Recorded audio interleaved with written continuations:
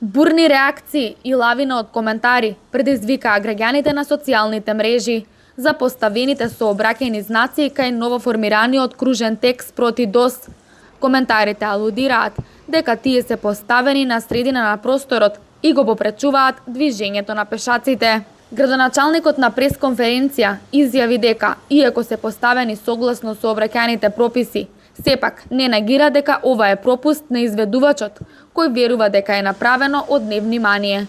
Тој на новинарско прашање одговара дека ќе се коригираат овие грешки, штом ќе се даде налогот за отстранување. Тоа се пропусти, ќе ги коригираме тие грешки и постоечки знаци има на други, јас го забележав, ама уште не е отстранет кај царинскиот терминал, на средина има во вид на П знак што автоматски ги спречува луѓето да може да поминат, мора да се симне на коловозот, а тоа ја загрозува безбедноста. Значи тие грешки ќе ги исправиме, можеби од невнимание или не знам од кои причини се поставени на несоодветно место. Ќе ги ставиме на крајот на тротоарите на соодветна висина за да не влијаат на безбедното движење на пешаците.